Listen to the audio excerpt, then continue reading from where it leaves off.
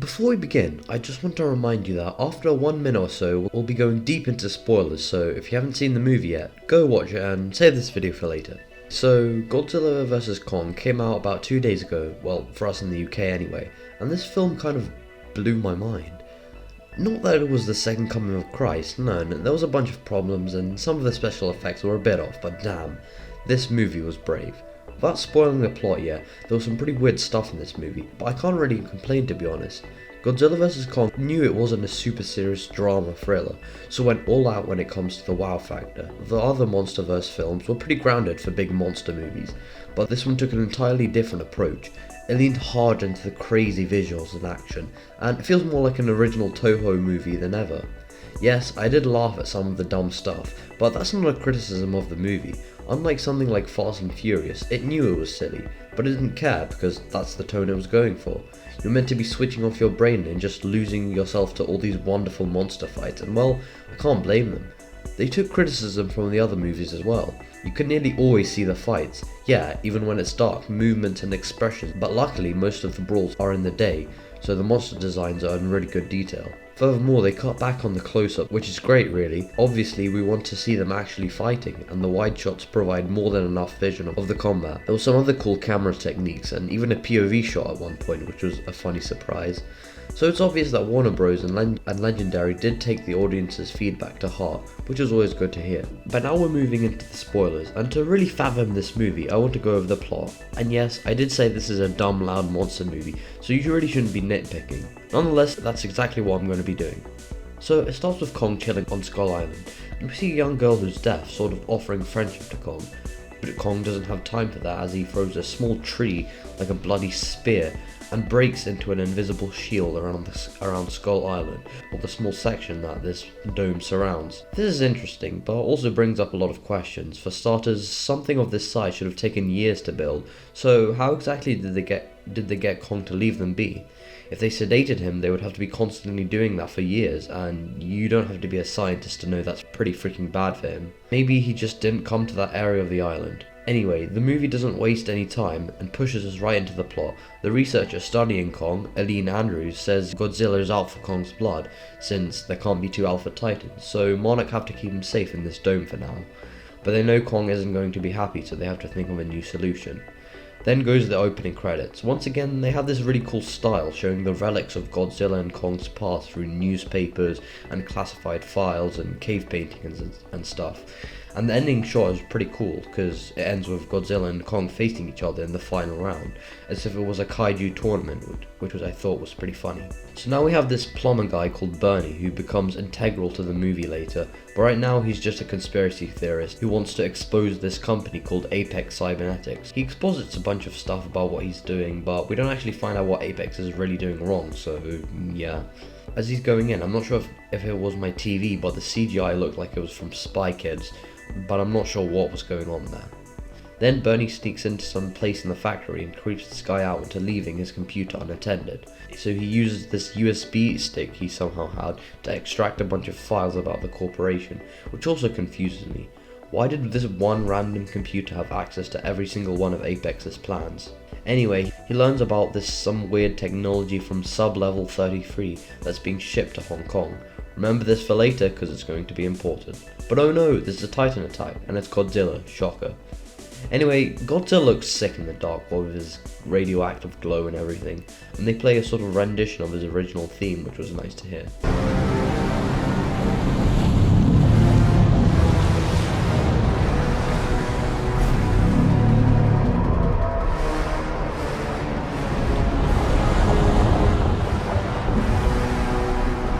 We get to see Godzilla in his full form, and well, the CGI is good, but he does look less realistic than the other movies, which isn't bad per se. The colours are really bright and vibrant, which stays consistent throughout the movie.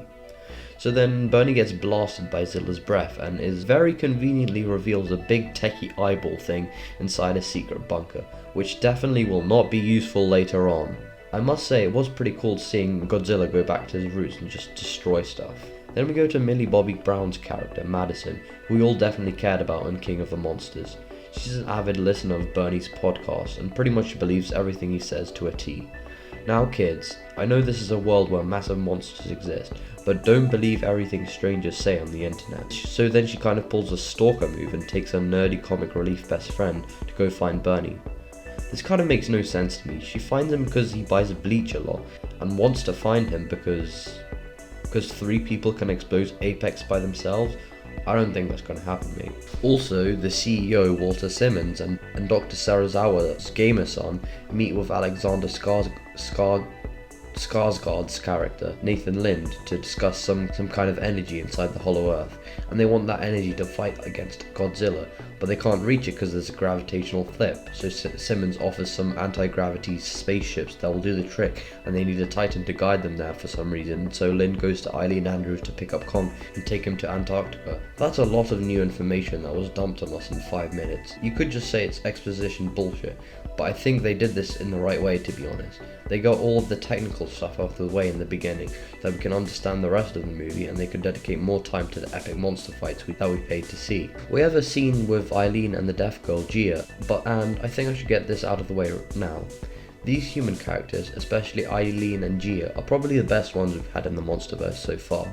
We find out later that Gia's people, the native Iwis, were wiped out by a storm that hit Skull Island, and that's why Kong saved her and formed this bond. And while this plot point could have been expanded for more than one sentence, I like it. It gives Gia's character a lot more weight, and makes both her relationships with Kong and with Eileen as her adopted mother make more sense. Gia's probably the only child character I'll ever like in these kinds of movies. She isn't annoying, she contributes to the plot, and her bond with Kong is genuinely believable. And her caretaker Eileen is decent too. She's caring for people and doesn't make stupid choices like Emma Russell from the other movie, so that's good. Anyway, she agrees to Nathan Lind's plan and Kong's transported. After we have a bit more talk and the introduction of Walter Simmons' daughter, who's the most useless and annoying character in history, there's a more emotional scene between Kong and Gia, as we see her calm his nerves and we find out that Kong knows sign language. Now, I doubt that a 30-meter gorilla could learn sign language like that, but it does serve to be quite a shocking moment. Right now, and in the entire movie, he has so much more personality than in Kong Skull Island. We see him feel sadness and anger and fear, and for once Kong feels like a character and not just a movie monster.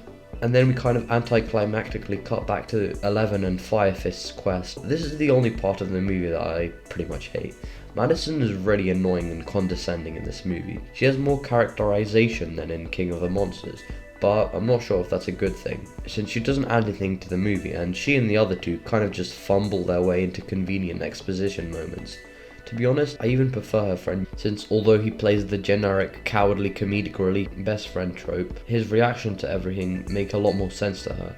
Then there's Bernie, who they tried way too hard to be a funny guy. I didn't laugh at any of his jokes, but I still prefer him over the other two. I don't know why he couldn't have just gone on this escapade by himself. I'm pretty tired of kids tagging along. Also, he carries a flask of whiskey from his dead wife in a gun holster, and I have to agree with Josh here, that's kind of weird. Back on the Kong evacuation ship, Gia channels her inner Toph Beifong and listens to the vibrations of the ship to hear Godzilla. It's perfectly obvious why this scene was so heavily advertised in the trailers, because it's just cool. Stakes are high, especially since we're in Godzilla's kingdom now. We're on Kong's side, but seeing him helpless in chains only adds to the tension. The CGI is great, Godzilla really looks like a formidable enemy, and the camera angles really put size into perspective. The only time my attention was really broken was when Kong Mario jumps over these ships, and of course the infamous monkey flip, but apart from that, action is constantly high. Sometimes it cuts back to the humans, but it's never really jarring, and only adds a more personal tension to the scene. To be honest, when they're underwater is really when their fear kicks in. Godzilla got a huge mobility buff in this movie, not just in the water but on land as well. He runs faster and doesn't look as heavy as before, which you could see both as a positive and a negative. He tries to drown Kong by wrapping him up in his tail, which is pretty surprising. I never would have thought this giant lizard's tail was so prehensile, and it adds even greater size to it when you think about the fact that it was long enough to wrap entirely around Kong and still give Godzilla room to swim normally with the rest of his body. One other criticism of the scene I have will probably sound idiotic, but there's too much roaring. I'd understand you have it in a few integral scenes, like when Kong is confronting Zilla from the ship, but nearly every shot of them has them freaking yelling at each other, and it kind of devalues the effect of a powerful roar. It was way better handled than other movies where Godzilla's silent gaze carried the tension up until the point of his earth-shaking roar. It makes this moment feel huge and really powerful, whereas having them scream at each other every 5 seconds turns them into simple-brained animals, which I guess they are, but you know what I mean. Nonetheless, our heroes get away by playing dead, and this is the moment for a Godzilla roar, but he kind of just pieces out and leaves. I will say, seeing him in the light without the glow of his spikes really does portray him as this terrifying prehistoric monster, and this part especially, without having any communication, says a lot between Kong and Godzilla. Zilla's proven himself to be the alpha, and you can almost see the fear on Kong's face as he realizes his enemy isn't like the other. Then we return back to the boring subplot starring Bernie and co. They sneak into the wreckage site of Apex Cybernetics, because security is non-existent in this world, I guess. They find that the eye thing is missing, and take an elevator down to sub-level 33. Hey, that's what it conveniently said in the document Bernie found at the beginning of the movie, remember? So they find a bunch of weird techno crap and go inside one of the shuttles to find skullcrawler eggs. Now don't ask me how the Mattis knows these are skull crawlers, because at this point I'm assuming they'll pretty much just X-mark their way through every situation. Back to the actually interesting plot, the team is carrying Kong to Antarctica via a huge net, since I guess they just have that lying around. After something as intense as a ship scene, we need in a moment like this to bring us back to the basics of relationship. Kong shows so many feelings in this scene. He's confused and pretty freaking cold. They want him to lead the way into the hollow earth, but naturally he's hesitant, so they use Gia to convince him his family might be down there. It's quite cruel, but they know they have to do it for the sake of, well, everyone. They could have had a hugely emotional, rebellious moment from Gia, but she just does it. I'm glad they held back on the drama. So many other movies would have had the protagonist fight or argue or something, but in this situation, it only really makes sense to do it and lie. The movie doesn't waste time on this scene, since the actors really convey their disagreement over lying without having to exposit, and I'm grateful for that, really. Kong hops off and there's a Star Wars action scene with the ships and stuff. I get that they're meant to be super high tech and everything, but they looked way too science fiction-y for something like this. They get into a warp hole, which is meant to be a hollow earth tunnel, and from here the plot begins getting really weird. So they go through, right, and now they're in the center of the earth. Literally. There's this whole ecosystem in the middle of the earth, and it's got forests and mountains and volcanoes and lightning and stuff, and it's meant to be like Skull Island. Earlier in the movie they said that Skull Island is this place but on the surface of the earth, which I guess explains the weird monsters and huge flying snakes and stuff. But the weirdest thing about the hollow earth is the fact that it has 2 gravitational fields. The best way I could explain it is, remember that game Gravity Guy? It's basically that. The hollow earth is really quite pretty, and the landscapes are just very vibrant, and since this is an entirely different ecosystem, we also get to see some of the strange creatures living there, like these bat snake basilisk looking things which we saw in the trailer. Watching Kong swing them around in the trailer was kind of goofy, but these things are genuine threats in the movie, and watching Kong beat them to death and then rip off their heads was quite satisfying. For me, that just says a lot about me and not the movie. Moving on.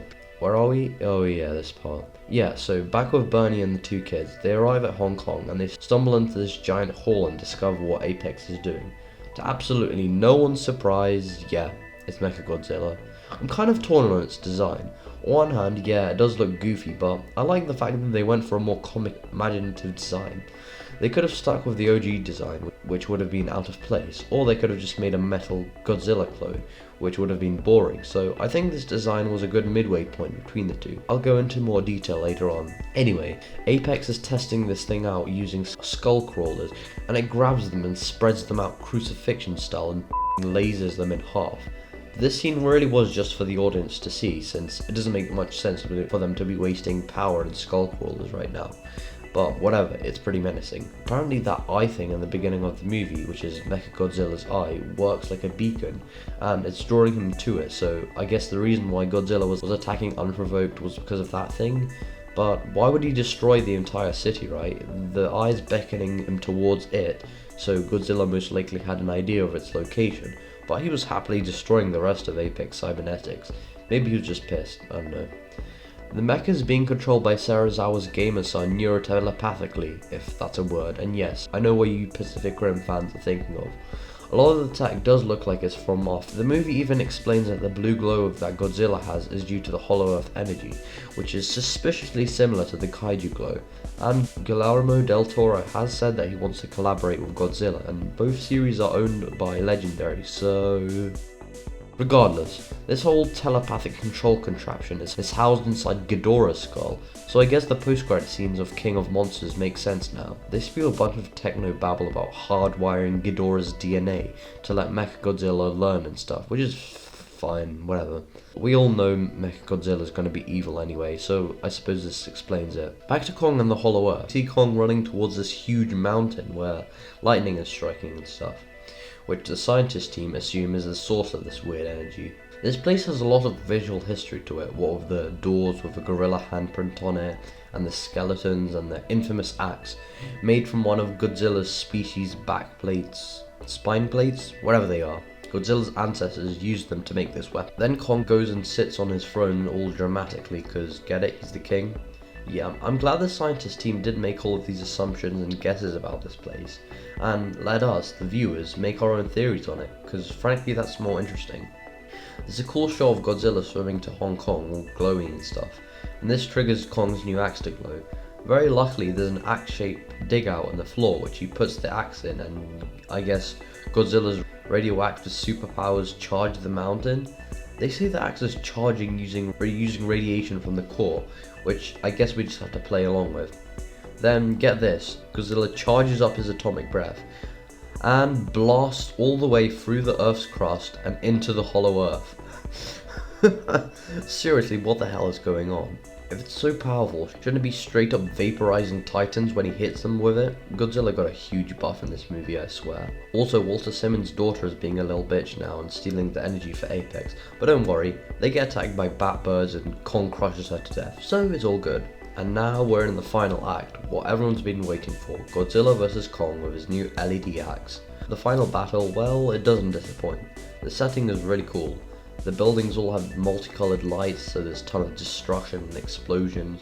They properly utilize Kong. He's jumping off buildings and drop kicking Godzilla and stuff. It's all really cool. And like I said, even though it's nighttime, you can actually see all the action, which is brilliant. Oh yeah, and the scientist team fly up in one of their ships, and it's like one of those 4D roller coasters, because they go flying around Kong and Zilla all up close. Come on, you're not fooling anyone. That's just for the people who went to see the movie in 3D. Speaking of which, when the shots are directly used for 3D, it's quite noticeable in this movie. It's not Shark Boy and Lava Girl levels of obvious. There's darkness in the air. Dream, dream, dream, dream, dream. But I do remember quite a few instances. Personally, it's not really a problem, it just makes me want to see the movie in cinemas more. The climax of the fight is pretty stupid. Kong somehow blocks Zilla's breath with some random chunk of building, even though we just saw it melt through hundreds of layers of rock literally 5 minutes ago. Then we get the infamous axe jump thing, which pretty much just knocks out Godzilla. It's like, no, more fighting. Kong uses intelligence to distract Zilla a bit at one point, which is good. They lean heavily into the blue-green/orange-red aesthetic during this part, which was a bit overwhelming at points, but I mean, it looked cool. Godzilla manages to overpower Kong, and this was sort of a turning point in the movie as Godzilla establishes his dominance over him and actually lets him go. He just doesn't see him as a threat. It also brings back the theme of benevolence from the King of the Monsters, where Godzilla does have some sort of intelligent emotions to him. So yeah, Godzilla just kind of moves on. Simmons is activating Mechagodzilla, but oh no! Mechagodzilla's gone rogue because the energy is too much, and the evil white businessman rushed the production while testing. Who would have thought that would happen? Yeah, he's monologuing and then Mechagodzilla murders him. This moment was kind of weird, since they have a self-referential joke about monologues, but then why have it at all? They had another one of those funny moments where a character says oh shit before they die, just like in the other movie, and I'm just so sick of it. Not that this scene was particularly uneasy or anything, having these trash jokes destroys the tension. It also destroyed Serizawa's son, who gets electrocuted and is never heard from again. So that happened. After that is pretty much what you'd expect. Mechagodzilla is sentient and evil now, and he goes out to destroy Hong Kong. He's got spinny grabby hands and laser breath and rocket elbows and missiles and stuff, and he fights Godzilla, but Godzilla can't win. So Kong gets revived by that energy they stole from the Hollow Earth. An X Machina is in, but they're struggling, so you know what, happens. The nerdy friend tries to guess the password to disable Mechagodzilla, which is stupid to think about in the first place, and they can't do it. And you know how they solve this problem? They pour whiskey into the fans and crash the computer to disable Mechagodzilla. What? You're telling me this billion-dollar robot monster is not only controlled by one computer with one password, but can be fried by a spilled drink? You're telling me that at any point, some intern could have knocked over their Fanta and spoiled years of work? The f***? Yeah, so they beat Mechagodzilla and patch things up, and Godzilla just kind of pieces out again and goes away. And the movie ends with Kong in Hollow-Earth again. So, that was Godzilla vs. Kong. I'll start with the negatives because I'm just that kind of person. Firstly, the characters. I'm fine with Eileen and Gia. I think they worked perfectly well for this type of movie. Nathan Lind was alright, I guess. There wasn't anything interesting about him, but there wasn't anything annoying about him either. He wasn't a dick, and he wasn't really funny, so he's kind of just a grey area. The main villain, I guess, was Walter Simmons, who I could not care less about. I understand they need a human bad guy in order for Mechagodzilla to work, but like, he's just a cardboard cutout of every other greedy businessman. Serizawa's gamer son was there, I guess. The scientist Mark Russell from King of the Monsters was in this movie too, but for less than 2 minutes. The main character problems stem from Bernie, Madison, and Josh. If Bernie had gone on this whole side quest about exposing Apex by himself, I would have been less annoyed by it, because that would kind of make sense for his character. But the fact that he was accompanied by these two annoying kids not only didn't add anything to the plot, but it only really degraded it. They never really stopped to think about their situation or doubt their stupid plan, like any normal person would. Madison is just a cliche American teenage girl, Josh was the quote-unquote straight man. To be honest, when you think about it, their entire side plot didn't add a single thing to the movie.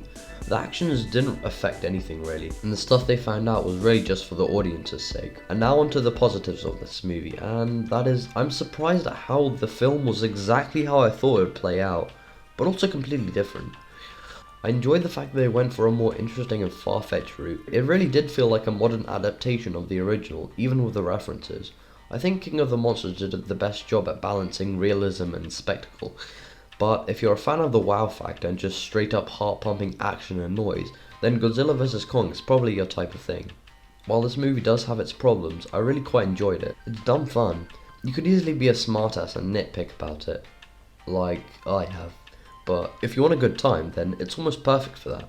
I really do think it improved upon faults of the previous MonsterVerse films. To be honest, I couldn't really give you a ranking of these movies because they have such distinct achievements and flaws that my mind changes every time. All you need to know is Godzilla vs. Kong is a good movie. Well, thanks for watching, subscribe if you enjoyed, and okay, bye.